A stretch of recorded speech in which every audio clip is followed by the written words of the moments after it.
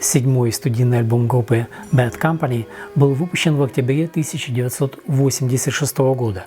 Альбом назывался Fame and Fortune. Данный альбом в моей коллекции представлен оригиналом, выпущенным в США. Это все еще запечатанный экземпляр. И я думаю, что этот выпуск мой о группе Bad Company хорошая причина для того, чтобы этот альбом открыть и послушать. В 1985 году Мик Ральфс и Саймон Кирк, которые работали вместе в предыдущем году над сольным альбомом Ральфса Take This, решили снова объединиться для нового проекта. Но в 1986 году их лейбл Atlantic Records настоял на том, чтобы они возобновили свою работу именно под брендом Bad Company. К этому времени Пол Роджерс уже был занят новой супергруппе под названием The Firm. Тогда Ральфс и Кирк наняли новых менеджеров Бада Прагера и Фила Карлсона и объединились с бывшим вокалистом Теда Ньюджента Брайаном Хоу, которого им представил Мик Джонс из группы Foreigner. Bad Company наняли Хоу в 1986 году, и он продолжил выступать на 4 последующих альбомах группы. Хотя об уходе из группы оригинального басиста Боза Баррелла не объявляли, в записи альбома Fame and Fortune принимал участие сессионный музыкант, басист Стив Прайс. И канадский клавишник Грег Дехерт, бывший участник Eurohip, также присоединился к Bad Company. Вокальный стиль Брайана Хоу привнес в группу больше поп-рокового звучания, чего и хотела компания Atlantic Records, надеясь вернуть Bad Company статус стадионной группы после снижения посещаемости предыдущих концертных выступлений и низких продаж альбома Rock Diamonds. Группа Bad Company наняла продюсера группы Foreigner Кейта Олсона для продюсирования первого альбома нового состава. Помогал ему в качестве исполнительного продюсера и соавтора пары треков Мик Джонс. Музыкальный стиль альбома Fame and Fortune был типичным для середины 80-х, с обильным содержанием игры на клавишных, в отличие от предыдущих альбомов Bad Company. Но и такие изменения в музыкальном стиле группы не помогли альбому получить большой успех, на который рассчитывала группа. Хитов на альбоме не было, а старые фанаты, наверное, даже не узнавали группу, когда песни с их нового альбома звучали по радио. Музыка на альбоме не имела абсолютно никакого отношения к проникновенному блюзовому хард-року, который они создавали для своих классических альбомов 70-х годов. Альбом оказался полон мягкого поп-рока. Пропало фирменное звучание, голос Роджерса был важен для группы, так же важен, как и гитара Мика или мои барабаны, рассказывал Саймон Кирк журналистам в 1986 году. Саймон пытался оправдать новый альбом группы, утверждая, что этот альбом лучше, чем 2 последних альбома Bad Company, и как старая группа они исчерпали свои идеи и выдохлись.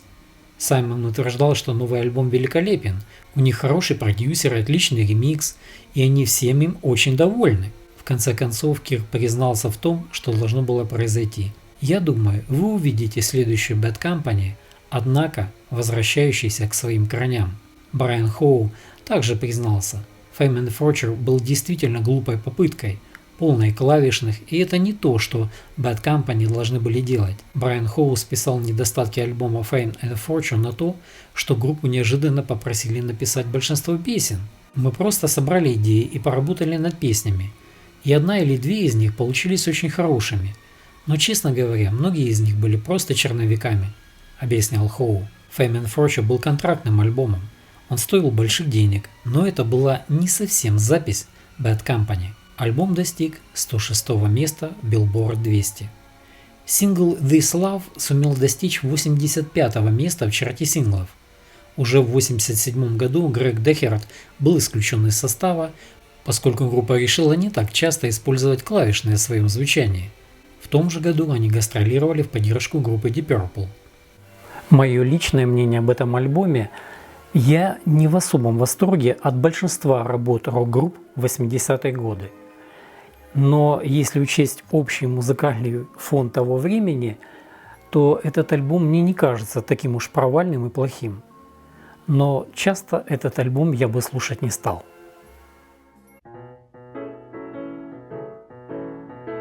Свой очередной 8-й студийный альбом группа Bad Company выпустила в 1988 году. Альбом назывался Dangerous Age – «Опасный возраст». В моей коллекции данный альбом представлен оригиналом, выпущенным в США. Альбом Fame and Fortune был немного индюшачьим, сказал в своем интервью Саймон Кирк. Но затем мы покопались в своих резервах и создали Dangerous Age, который, я думаю, является одним из лучших альбомов, которые мы когда-либо делали. Dangerous Age был их вторым альбомом с Брайаном Хоу в качестве ведущего вокалиста и Стивом Прайсом в качестве бас-гитариста. Продюсером нового альбома стал Терри Томас, который избавился от большинства клавишных и вернул группе гитарное звучание. Томас также принял активное участие в создании песенного материала альбома, написав большинство песен вместе с группой, став фактически пятым участником Bad Company в ходе процесса записи альбома Dangerous Age. Как вы помните, это тот самый Терри Томас, который еще в 1971 году организовал британскую рок-группу Чарли. Я для своей коллекции купил 4 их альбома, и эта группа мне нравится, хотя они так и не добились широкой популярности. Продюсер Терри Томас рассказывал, что альбом Dangerous Age изначально рассматривался лейблом как не более чем попытка компенсировать неудачные инвестиции в выпуск предыдущего альбома Fame and Fortune. Томас и Брайан Хоу во время работы над альбомом Dangerous Age установили между собой плодотворную творческую связь и фактически написали большую часть альбома вместе. Это партнерство продолжало служить стержнем и для следующей партии песен группы. Мы с Dangerous Age установили шаблон, если хотите, и мы просто в основном получали одно и то же чувство. И это должно было быть современным, вспоминал Томас. Брайан исключителен в придумывании мелодий. Я писал ему наброски. У меня всегда была мелодия в голове, но он всегда придумывал лучшие варианты. Так что была радостью работать с ним в этом отношении. Брайан Хоу говорил: мы оба работали как собаки. Мы работали весь день, каждый день, и мы работали над песнями, придумывали идеи и отбрасывали их, а затем перерабатывали их, а затем снова работали. Знаете, это было нелегко. Но именно так мы всегда пишем. Но на этот раз мы знали, что вероятность того, что Мик и Саймон придумают достаточно материала, будет невелика. Поэтому мы знали, что нам нужно написать 10 песен. Как написали в своем обзоре альбома на All Music, Bad Company начали крупное возвращение в 1988 году с альбомом «Опасный возраст». Хотя это уже не оригинальный состав, не хватает Пола Роджерса, но Мик Ральфс все еще на борту, и он все еще может выдавать солидные номера, такие как заглавный трек Dangerous Age и песня One Night.